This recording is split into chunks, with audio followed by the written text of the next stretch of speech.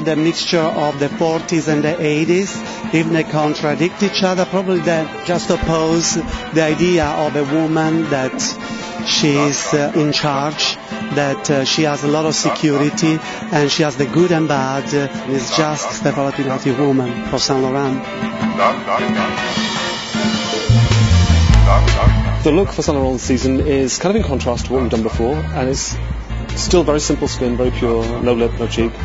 We muted the eyebrow a little bit with concealer, not erase it totally, and then using a mix of black grease and black powder shadow, a kind of hard, aggressive black eye.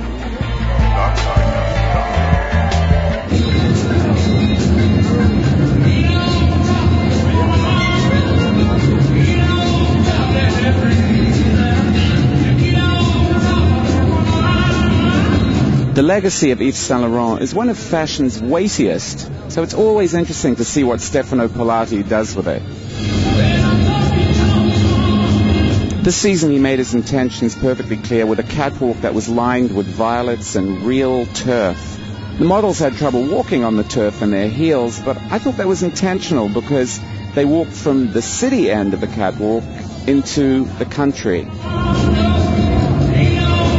The very first passages, they maintain, if you want, this kind of urban looks, more considered, a bit more like I'm in the city and I run my business. And then, the fact that I left the doors open to feel the city and to walk on a field, that was the journey that I meant, It's an emotional journey from the city to the nature, which normally is what you look for, in summer.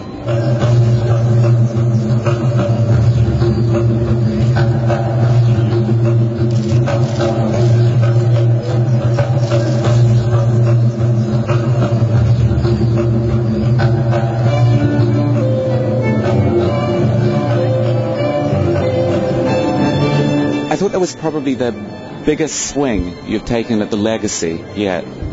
The main thing that I've tried to show in this collection was to do clothes that they're timeless, which is a bigger challenge, because you can be easily trendy nowadays. I didn't want to be trendy, I just wanted to be a sort of forever. And what's more forever than Saint Laurent?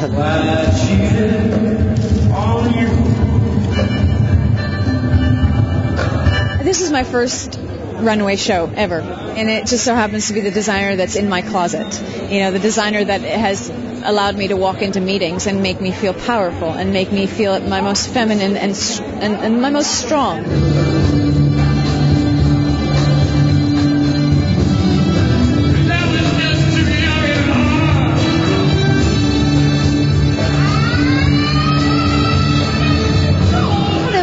Cheeky little things, just maybe the way that the side was open, they were quite subtle. It's all very dressed, but if you look for it and you turn, you see there's something else maybe a little bit cheeky and a little bit sexier than you first imagined. So.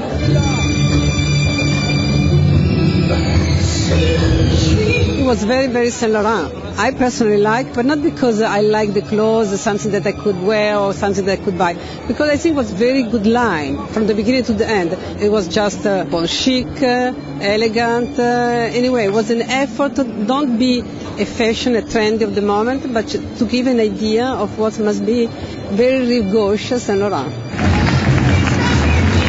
I think we are seeing season on season just how many affinities there are between the original Saint Laurent and his heir, Stefano Pilati.